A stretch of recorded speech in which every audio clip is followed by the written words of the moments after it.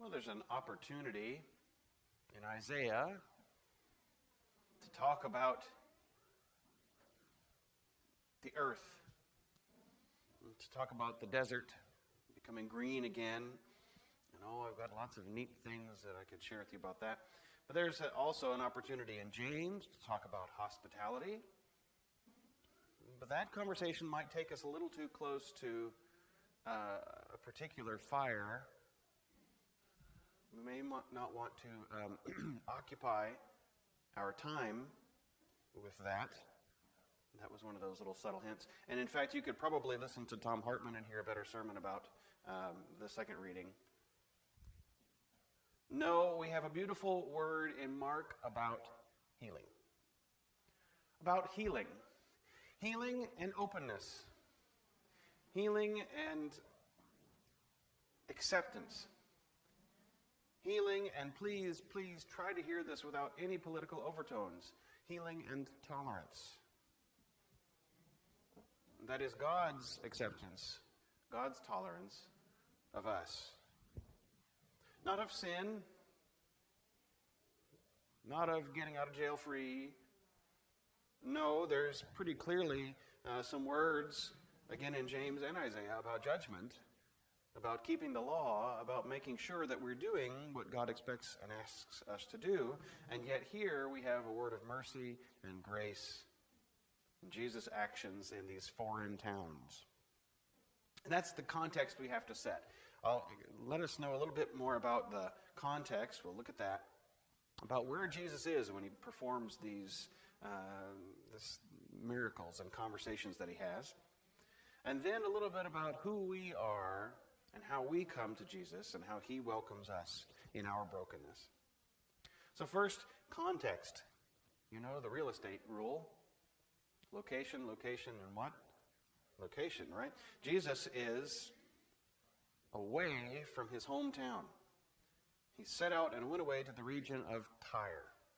Now it's important for those of you who are not Middle Eastern ancient geographers who don't automatically associate Tyre with a certain place and certain peoples, that this is foreign territory for Jesus. This is not his hometown.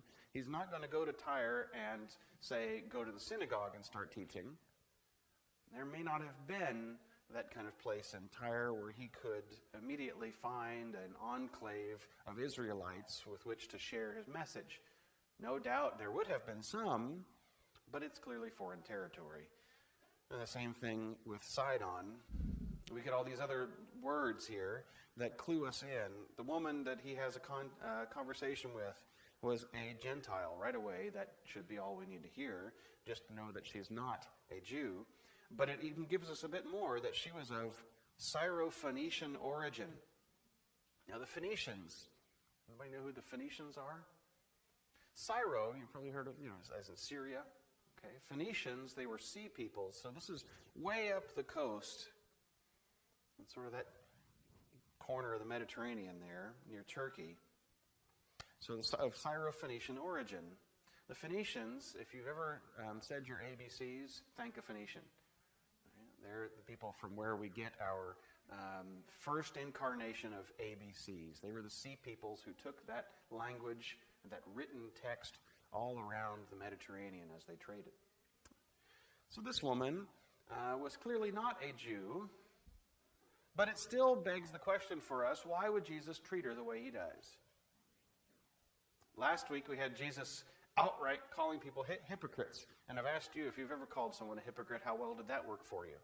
It probably was not a friendly conversation, maybe in jest.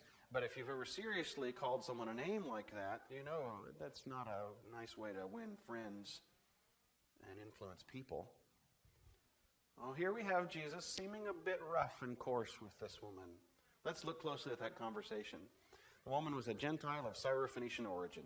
She begged him to cast the demon out of her daughter. So first off, it tells us it doesn't matter who she was, she has a daughter with a demon. That's one of those questions that I can ask that is a relevant question. One of those preaching questions you can ask is, how many of you know someone who has had cancer? And almost any hand in the room goes up. I mean, you yourself may have had cancer. The other one is, how many of you have children? How many of you know children? All right, we can do all kinds of connection points through children. So it really doesn't matter whether she's Syrophoenician or Martian. She has a daughter that is a demon. A little girl that you could say is sick, but in this case, most likely is possessed. The word demon's not used lightly. She's worried about her little daughter. So she begs him to cast the demon out. Now, Jesus' response is what's surprising to our ears. He said to her, "Let the children be fed first, for it is not fair to take the children's food and throw it to the dogs." But step back with me for a minute and look literally at what he has said. I want you to take it word by word with me. Who is sick? A little girl, otherwise known as a child. Right? Now, Jesus is saying it's not right to take the children's food. So, okay, it would seem to fit. Well, here we have a little child, a little girl who is sick, and here we have Jesus talking about children. What's the disconnect? What am I missing here? He said to her, "Let the children be fed first, for it is not fair to take the children's food and throw it to the dogs."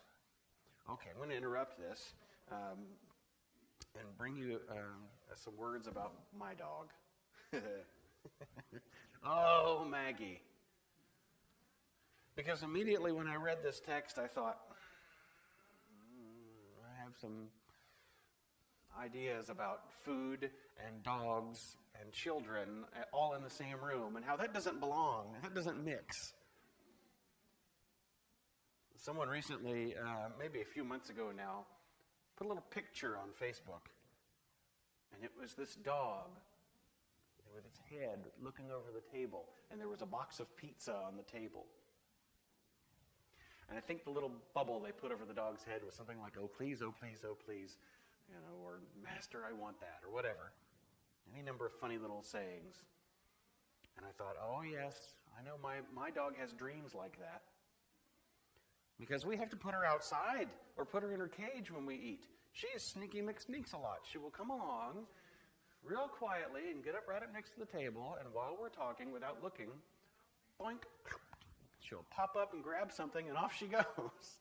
We learned that right away real quick, especially if Mom is in the kitchen doing something and Dad is talking to Andrew and Nathaniel is not paying attention and holding his food over here like this. Nathaniel hasn't learned to protect his food. He's 3 years old. He hasn't learned to protect his food yet from the dog. So we have to put the dog outside or in the cage. Otherwise, it's up for grabs.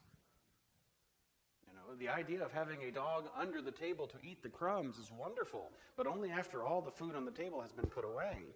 Then we can let Maggie, our little Hoover, inside, and she'll go around and find all the crumbs for us. That's why we got her after all, isn't it? A little to help out around the house. She is like a third child, so might as well put her to work and make her earn her keep. Now, apparently, there was a time when you could have dogs under the table. Maybe your dog is a little different from mine, and will lay under the table quietly until dinner is done. Recently, we did have Maggie in the house when we were eating, and thought, well, maybe we'll give it another try. And I had warm, nuzzly kisses all over my knees from the dog all throughout the meal. Thank you for letting me back in. All right, enough about our dog Maggie. But Jesus is using a very common image that is easy to relate to, isn't it? Children having food, dogs under the table. Of course, who's going to eat food first? Your children or your dog? Now think carefully before you answer that. Your children, of course. Your children. I know we love our dogs around here, but come on. Given the choice, especially if it's the children's food, if you've worked hard to prepare it for them. Now, you may have stories about children eating dog food, but this is the other way around. You wouldn't take their food and throw it to the dogs. So Jesus is using a very common, straightforward image. Even though this is a foreigner, even though she's a Gentile, she's a Syrophoenician woman, and he is a Jew, very clearly so, because we know that people identify him as such without even having said so. There's a divide between them. He's found a common point. And obviously she gets it, because listen to her response. This is the zinger. But she answered him, "Sir, even the dogs under the table eat the children's crumbs." So she gets the image. She also has messy children, right? How many of you have got children who can stay within the plate? Have kids or grandkids who can eat without getting anything else anywhere? And give up those nice placemats that you have, because they're going to have spaghetti sauce on them pretty soon. So, no. You want nice vinyl covering underneath that plate. And for the longest time, yes, we did have one of those plastic floor mats that you get to put under your office chair so that you can roll it on the carpet. We had one of those under Nathaniel's spot at the dining room table. It was under Andrew's, and then when he outgrew it, we moved it under Nathaniel. Makes it easier to clean. And we understand food falls on the floor. Not to belabor that point, but she gets it. This obviously impressed Jesus. It demonstrated to him something about her faith. He said to her, "For saying that, you may go. The demon has left your daughter." Now, if we left it just at "for saying that, you may go," that's a very different saying. That could be, "How dare you talk to me that way?" No, that's not what he meant. "For saying that, you may go. The demon has left your daughter." So she went home, found the child lying on the bed, and the demon gone. Didn't matter who she was. Jesus found a connection point with her. And so too, it doesn't matter who we are.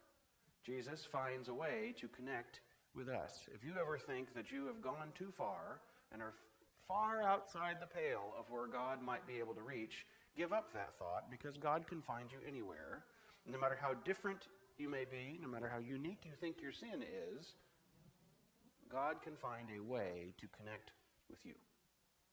God will. Jesus connected with this woman, and even her sarcastic tone, even her attitude, she rose to the challenge of what Jesus laid out before her. And her faith paid off. The next little example we get. He returned from that region of Tyre and went by the way of Sidon towards the Sea of Galilee. So he's on his way back home. In the region of the Decapolis. That's a Greek word, should give us a clue that he's not really in his neck of the woods. They brought him to a deaf man who had an impediment in his speech, and they begged him to lay his hand on him. He took him aside in private, away from the crowd, put his fingers into his ears, he spat and touched his tongue. Now, is this Jesus' usual MO? What does Jesus usually do with the healing? What kind of healings have we heard about so far? We've got a woman who comes up and touches his cloak. We've got Jesus healing people by laying hands on them. At least that's the common phrase, that they would bring people to him so that he might lay hands on them and heal them.